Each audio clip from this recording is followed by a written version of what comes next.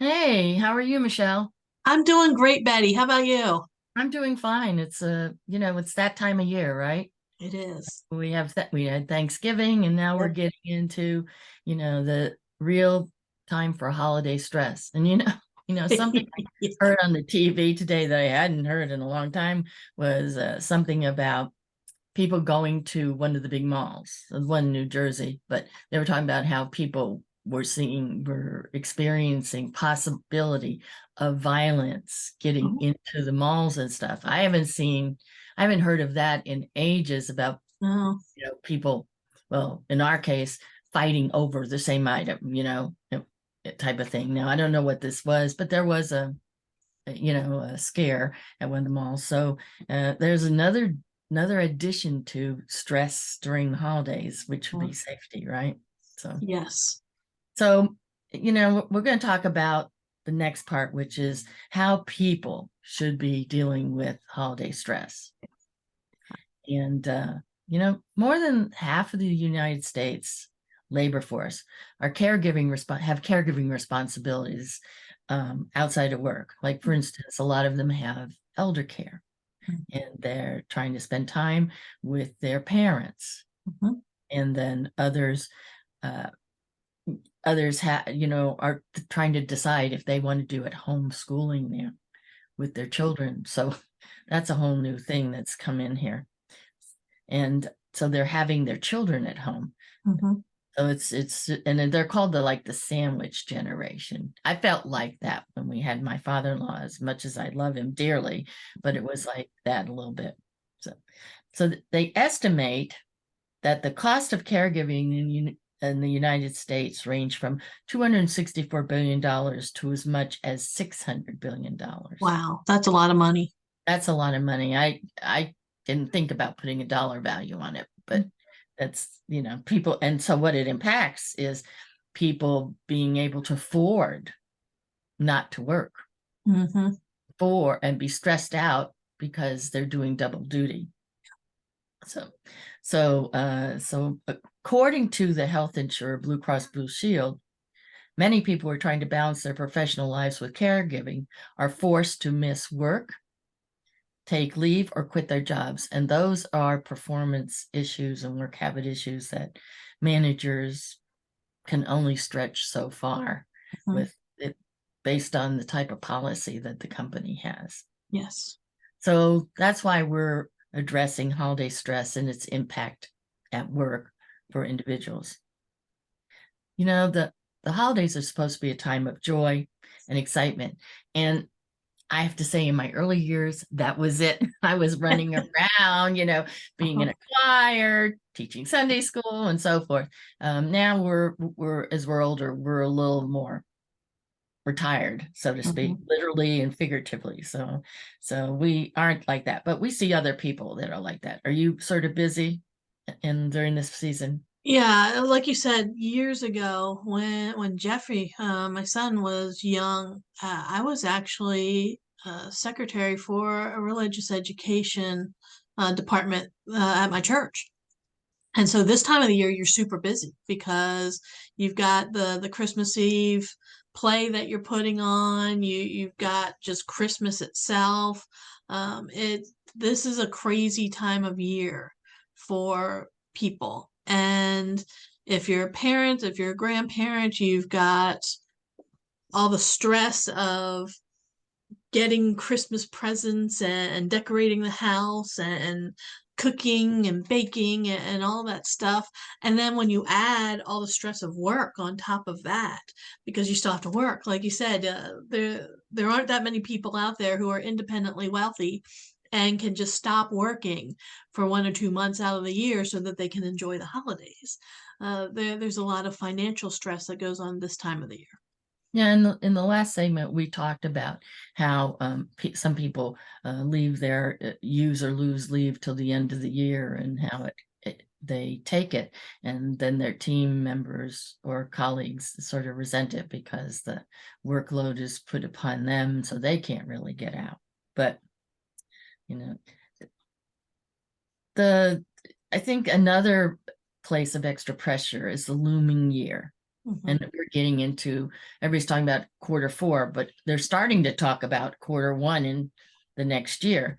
So, end of year deadlines are shortening the month for them because they have to work more, make sure they get everything done by December 31st at least.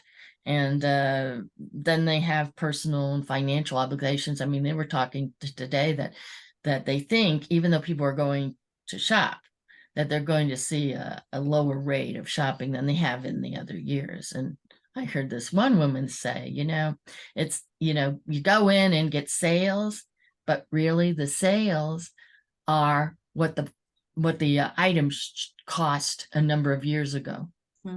So she said, really, and I told my husband, I said, they're really playing for the inflation. They're deducting the inflation. So it's sort of sad.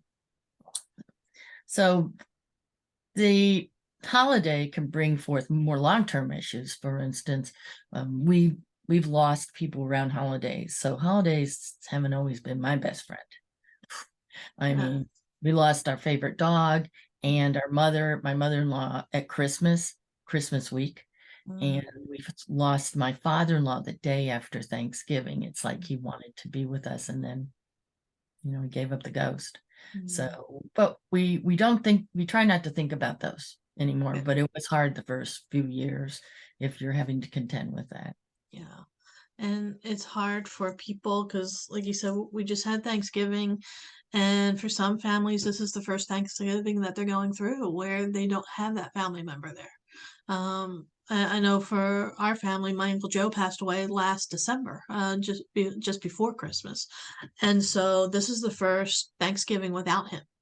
And I know how difficult that was for my mother. Um, uh, this is just added stress for a lot of people out there, and they know this is a happy time of the year for so many people, but they're not happy. And so what we wanted to do for today is take a look at ways that we can reduce some of the stress there at the workplace. So take a look at some techniques for managers and HR people and business owners for them to incorporate there into their workplace to help kind of de-stress the workplace, make it not so challenging for a lot of the workers there. And the first part of doing that is to actually identify potential holiday stress issues. And as we mentioned, there's a whole lot of things that go into creating stress there in the workplace. So some of the signs that managers and leaders and business owners may want to look for that will indicate that their employees are experiencing higher than normal holiday stress or anxiety include change in normal behavior. You know what these people normally do. You know what their normal behaviors are. You know what their routines are. So if they become uncharacteristically irritable or withdrawn, that's a big sign right there. You may see a change in their appearance or in their hygiene. You may see that there's a lack of focus or concentration for them. Sometimes it's unusual tension with other colleagues, people they normally get along with, they're not getting along with right now. You may find a change in the quality of their work performance or a reduction in their productivity. And you may find that the rates of absenteeism or just being present have been reduced, that they're just not there. Those signs can all indicate a potential issue. And the earlier that leaders, managers, and HR professionals identify a particular problem, they can guide those employees towards helpful resources. And the sooner that you can do that, the better it is going to be for both the employee and for your organization. And because I don't know what offices are like. I mean, I agree with you. I don't know what offices are like now, but the more the years went by since 9/11, less and less partying or whatever has occurred. And people started really not wanting to do that. But I remember the years before it, I mean, you had a group of people that were so excited. It was like they were building the best birthday party ever or the best Christmas, party ever. And it was contagious. Yes. So only a few people were bah humbug, didn't want to join, but it has since 9/11. I think it's totally changed in the workplace. But one thing we need to do is help employees manage holiday stress so they don't get into those symptoms that you're talking about and get anxiety and even get into depression.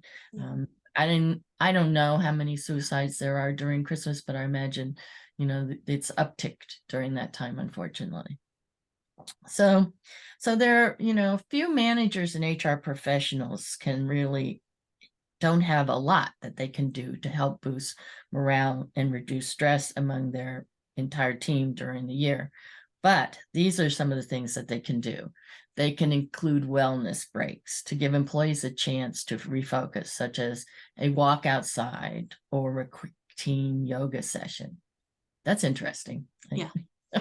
The other is they can help their employees prioritize their projects so that they can manage the pending time deadlines that may be creating additional stress. And I think that's a good thing for a boss to do. And I think I had one that did it where they sat down and said, look, between now and the end of the year, here's what you absolutely have to finish. And this can be carried over into the next year. They have to encourage employees to stay home when sick. Please. I mean, we don't need all the illnesses that are coming around. And actually, I've heard again that some people are experiencing COVID or their children are experiencing COVID again. So along with some others. So we really don't need to bring that into the workplace. And one of the things I would suggest is if you're want to be healthy and show you're healthy, that you purchase a COVID test and learn how to use it. Because if you're not feeling good, I mean, when I wasn't feeling good one time and I did it, and I was fine. And that made me even feel better, actually.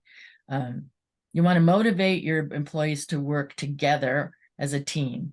Even if the team is a little broken up, bring them together into smaller teams to share the workload and avoid, some employees taking too much extra work, too much time off from work, and then the others are feeling left behind type of thing.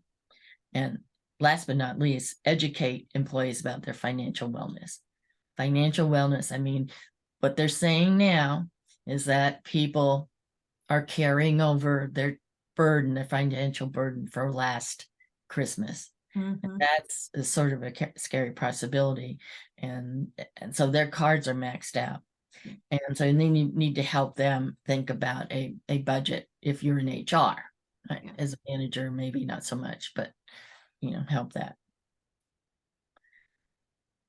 Yeah, and budgeting is something that all people can use help with, because as we talked about before, you've got this increased rate of inflation, and as a result, it's getting harder and harder for people to pay bills. It's getting harder and harder for them to make that dollar stretch as far as it did in the past. And so, with higher rates of inflation, like you said, when you're looking at some of the sales prices, that's what things were selling for just a couple of years ago. And people's take-home pay isn't keeping up nearly as much with the rate of inflation. And it's getting harder and harder for people out there. And this time of the year, they want to go out and they want to buy Christmas gifts, and the money isn't there. And because interest rates are going up, that means interest rates on all those credit cards are going up. And it's just this vicious cycle that people are getting into. Yeah. And you have a number of things. The youngest group, the millennials, they don't have a lot of money. No. And they may want more things because in the past they could get them, but now they have to figure out what it is they can get. The oldest generation, they maybe have returned to work, maybe on a part-time basis, and they still have some retirement that they're taking in, but it's not enough to offset No. the whole inflation and everything. I mean, Marty and I had a conversation a couple weeks ago, and we figured out a way to offset it. So that was good for us, but it can't always be that way for everybody else. So if you're seeing stress as a human resource manager or manager, need to learn how to have those conversations without it being inappropriate. So people know that you're on their side, and maybe you can refer them to some sort of financial expert in the company that can talk to them. So when necessary, guide the employees to the available resources to help them with this. And EAP is one of the few that. Oh yeah, employee assistant programs are wonderful. They usually have budgeting exercises that you can go through there too. And if you're a small business person, there's social services. Yeah. That person you can recommend them to that. So. Yeah. And speaking of available resources, there was a Kaiser Family Foundation survey that was done a few years ago that found that 79% of all employers with 200 or more employees offer an employee assistance program. But there are so many employees out there that aren't aware of the service. I know decades ago, when you talked about an EAP or an employee assistance program, immediately people would think about drug and alcohol programs, because that's what they did. They offered to send you to rehab and to help you with that. EAPs have come such a long way since then, and they're really there to offer employees assistance they need for everyday types of things. They can help you plan vacations, they can help you with budgeting, they can help with so many different areas of your life. So it's critical that managers and HR professionals know about those programs so that way they can recommend those programs to their employees as needed. HR teams can provide managers and employees with materials about the EAP that they're using, especially during high stress seasons. So they have the information handy if they want to take advantage of the service. An EAP is generally available to employees at no cost to them, making it free and available, an available resource to help them address concerns during the holidays and throughout the years. And a lot of these EAPs will have free counseling sessions attached to them. So if you need to reach out because the stress has just gotten too much, they can help you with that. Programs offer short-term assistance to address a number of personal or professional concerns, including stress, depression, family issues, substance abuse, and more. Services often include confidential counseling with a licensed professional counselor by phone and or in person. So that way the individual can get through that tough time. For those employees who may need further support, the EAP specialist can direct participants to qualified long-term assistance programs. Many EAPs also offer work-life support, which can be huge during the holidays. These services can help employees locate financial counselors. They can help you with childcare. They can help other support services that some people may not know about that will help relieve some of the added holiday stress they're experiencing. HR and management can follow a number of other steps to help employees who experience difficulties in the holidays. And that includes encouraging your employees to keep an eye out for each other. Pay attention to your teammates, how they're doing. If you notice that one of your colleagues is going through a difficult time, say something.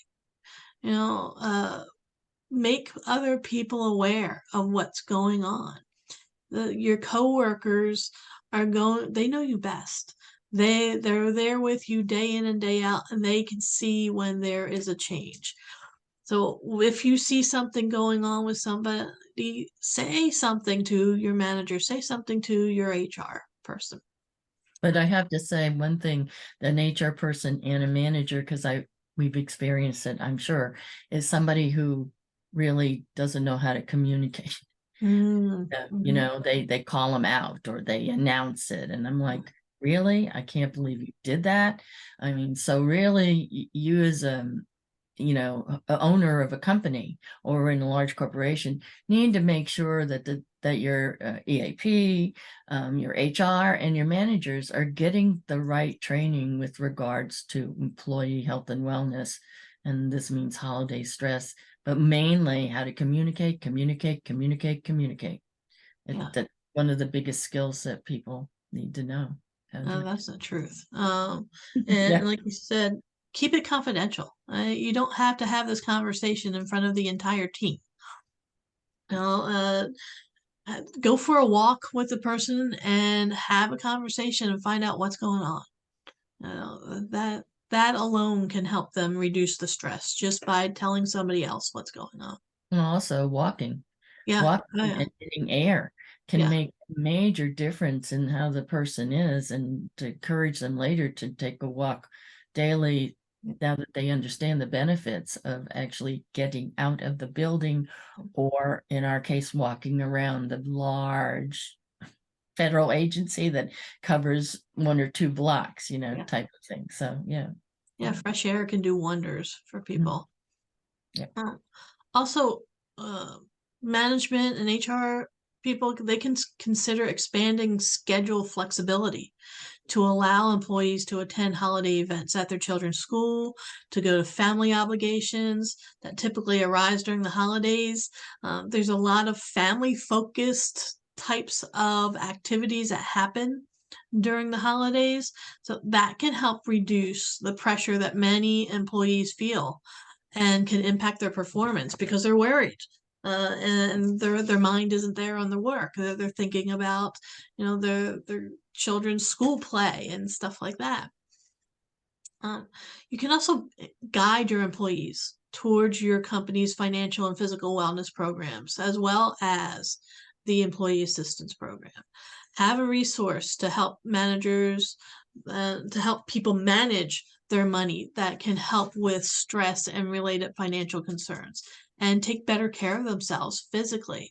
That can have a huge impact on their mental state.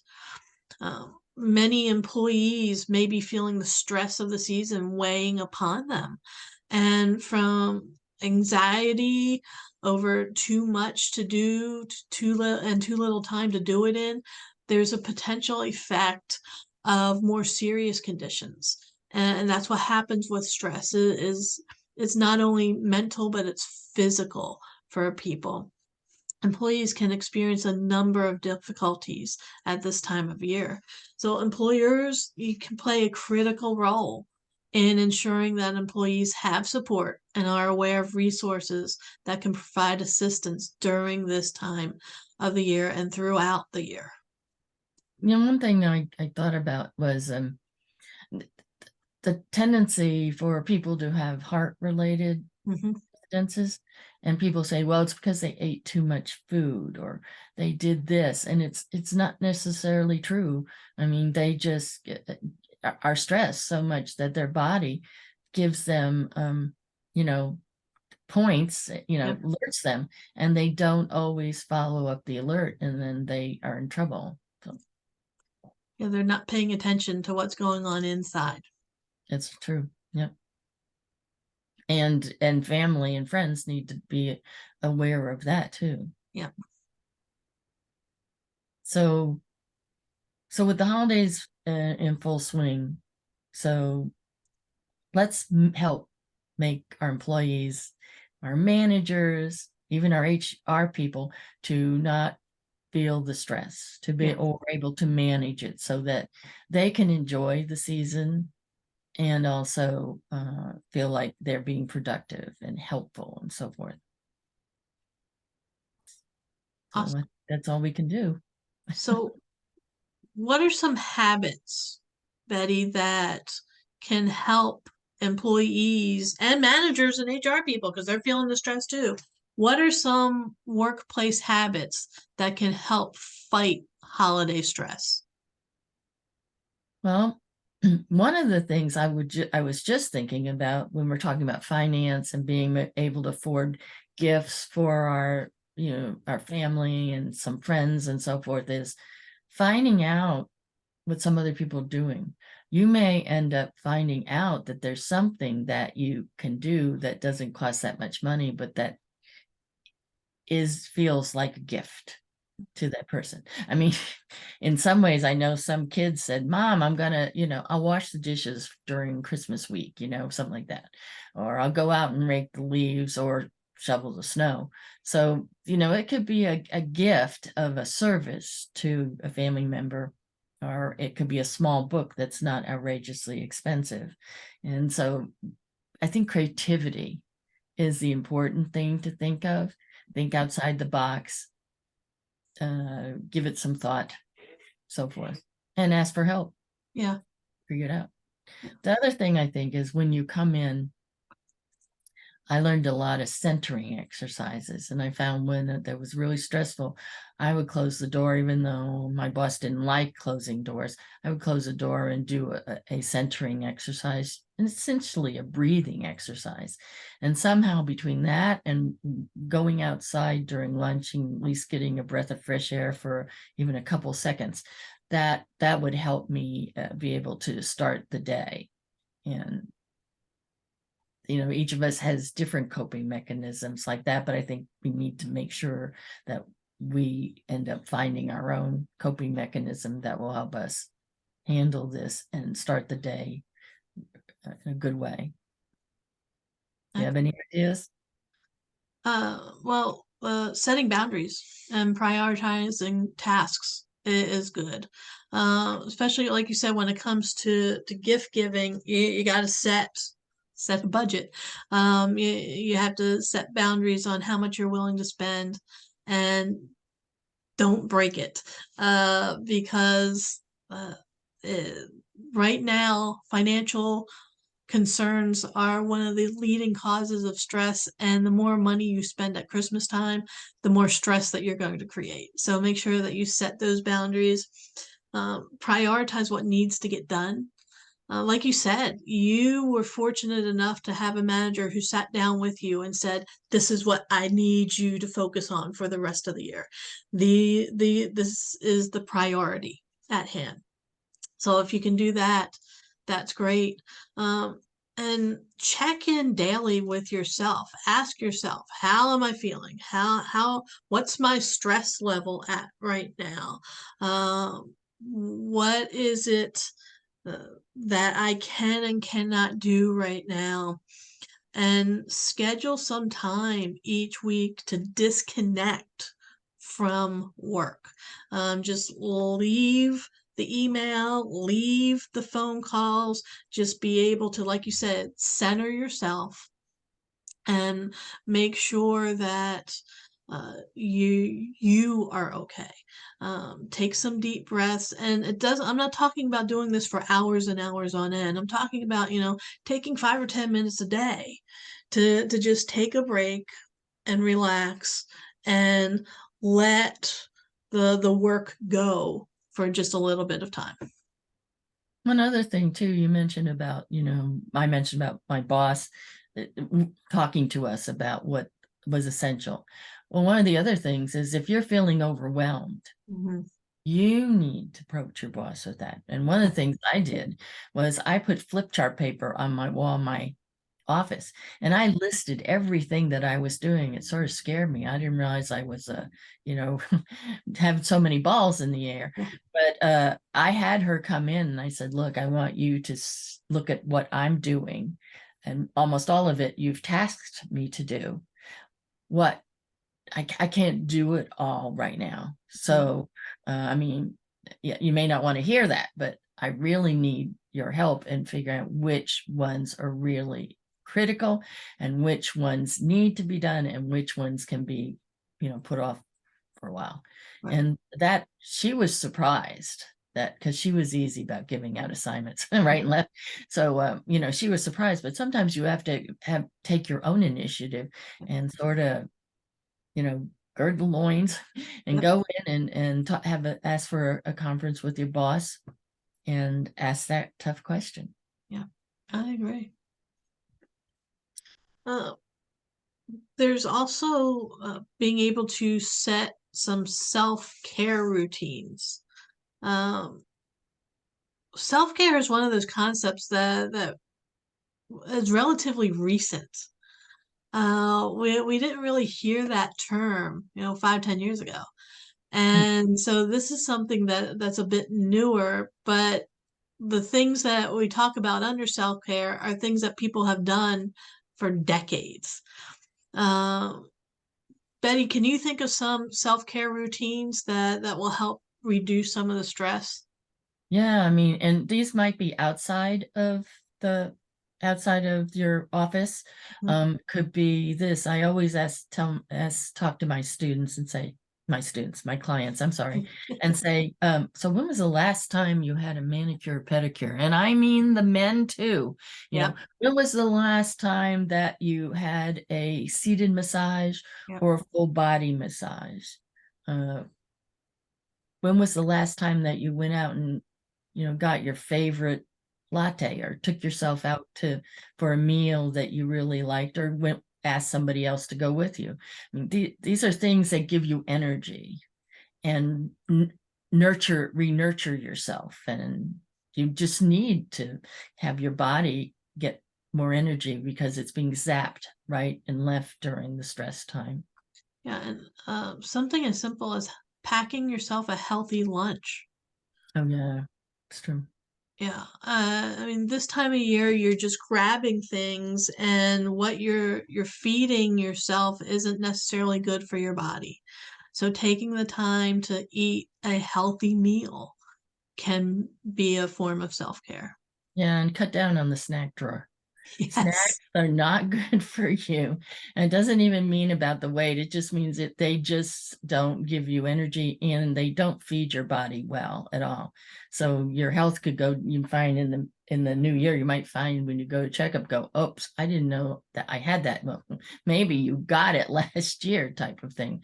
So some places, now we're talking about corporations and agencies, they actually have a gym that you Hmm. could go out downstairs and work out. So it could mean just, getting on the treadmill or uh, uh, getting on the bike or something to just get rid of it. Now, if you're a small business owner and your people, you may suggest that they leave the actual store or actual restaurant or whatever for a minute and go out into the parking lot or just, leave for about a half hour.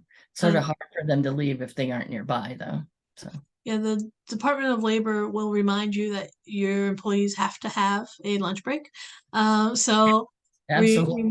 remind your employees to take that lunch break and to just relax, to chill, to, like you said, get away, walk outside, get some fresh air, Yep. and use it to renew yourself. Um, One of the other things that you can do, one of the other techniques that you can use to help reduce some of the stress is to accept your feelings.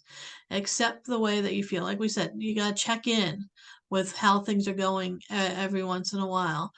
And uh, you will know that whether you love or dread this time of the year, it's okay. It's okay not to feel cheerful and full of joy because you have a loved one who isn't there anymore. It's okay to feel depressed every now and then. Um, but you need to be aware of how you're feeling, and you need to accept that that's what's going on. As long as that depression and those feelings of loss and dread don't stay with you for weeks and weeks on end, it's okay every once in a while to feel like something's not right. um, there's nothing wrong with that. It's You just need to be aware of what's going on. On the other thing, I think, don't try to power it alone. Yeah. And going back to your comment about knowing, how that you may feel differently this year because you lost somebody. Well, I think a good thing is, and a healthy thing is, when everybody sits down to a meal or everybody's in the room, you can say, gee, we're sorry, Uncle John is not with us. Mhm. And this is what he brought here to this holiday, and we miss him, but we're going to try to have a good time in his honor and so forth. So you acknowledge maybe the loss publicly. Mhm. And that to me, helps people be able to say, well, they're gone, but they're not gone. Right. So, I mean, one of the things that I really felt when my father-in-law, he helped me cook in the kitchen Mhm. because he in the army he learned how to cook, you know, and at the first Thanksgiving after he was gone, I looked at Marty and said, "I'm tired. Mhm. I haven't cooked a full Thanksgiving dinner in so long that it's tiring." And so again, you have knowledge that something's different with their loss that was regular. So, but again, don't try to power it alone. I mean, you're not alone. There are people and things that you can do. If you're really struggling with your workload, or you're experiencing a serious case of the holiday blues, and sometimes we don't know we're experiencing it. It's not like it hits you in the head and goes, hey, I have the holiday blues. But it may mean that you're slowing down, or you're having some negative thoughts, or you don't have the power that you had before. So make it a point to connect with others. If you're feeling that way, look around and see if there's anybody who would be open to you talking or going out for a coffee break or a hall break or something. It is important to, like I said, don't isolate yourself during these tough times. I mean, energy gives energy. So if Yeah. somebody else has energy, it may give you energy. Again, if you do not have a trusted go-to individual, there are a number of excellent professionals that you can go to. I mean, one of the ones that we did, we had career counselors in our career center, and I can't tell you how many. I mean, they were booked, and it wasn't about career counseling. They were both counselors, actually. They're both certified counselors. So they people would come in and they would talk to them and so forth, and it was like a revolving door that they would talk to anybody who wanted to come and talk to them. And some of them weren't even part of our division, that owned the career center. So it was, but at least you knew they were there. Right. You could knock on their door and say, can I talk to you for a few minutes, type of thing. So maybe you might not have a professional there. Maybe you might have a friend who's a counselor, Mhm. or a cousin who's a counselor. Don't hesitate to talk to them and say, can I talk to you for a minute? Can I have a phone call? So forth. So just don't go through the difficult times alone. I mean, you and I both have wonderful husbands, so Yes. Yes, we do. we're okay. We don't have to worry about it too much, but we all don't have that. So Oh, all right. Well, this has been a great topic, very timely, on what to do about stress there in the workplace, and some tips and some suggestions for how to handle it with employees. well, it's important to know that what you want to do, what works for you, because the holidays come every year. Yep. Oh yeah. So sometimes you can be more prepared for them than usual, and then sometimes they'll sneak up on you. So having sort of like, I always tell people, a toolbox of toolbox of things that you use when you need to get help, or in this case, get you through a stressful period. And it may be others that are having stress and you're starting to feel stressed. Yeah. So it's not like it started with you. Nope. But holidays are fun. They can be fun. They don't have to cost a lot. Nope. And we have our church, our faith that can help too. So Yeah. We can Awesome. get through it. Yes, we can. All right. Well, I hope everyone enjoys this time of the year, even though it can be stressful. And we will be seeing everyone around. Thanks, everyone. Bye, everyone.